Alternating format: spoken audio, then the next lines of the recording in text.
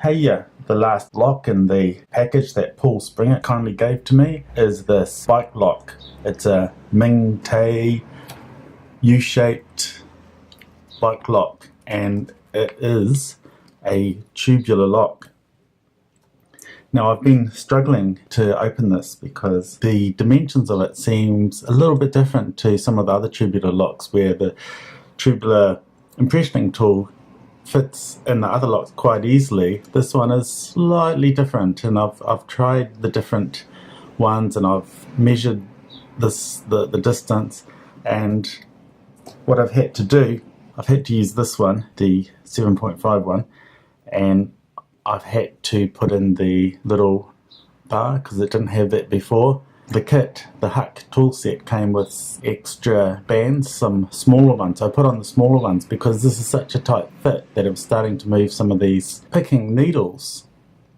When I was just entering it into the lock, the size of the lock were just pushing them all up and I wasn't getting anywhere. So I put on extra tension there and I was able to get this open once. So now I'm trying to do this on camera.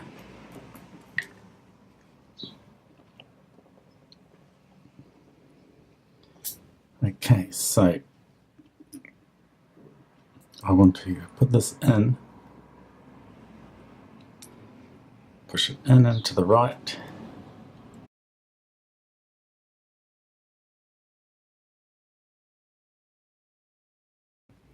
Okay, of course on camera it's not playing ball. When I opened this before, it opened quite quickly, so I think I will give it a go, and if I don't get anywhere I'll restart and give it a go again. I'm just lining up those needles. Okay, so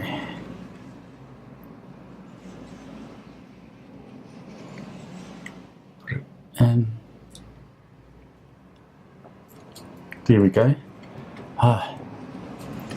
I've been struggling with this for I don't know how long, an hour and a half, but once the tool was set up right,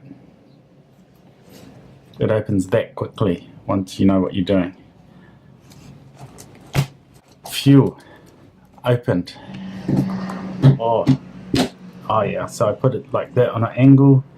Okay, now I have to pick it back.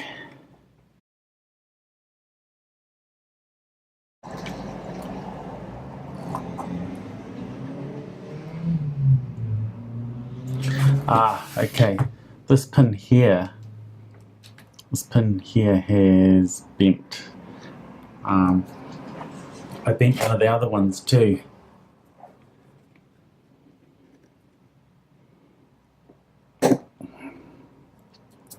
So it's definitely not ideal. Okay, so I have to pick this closed.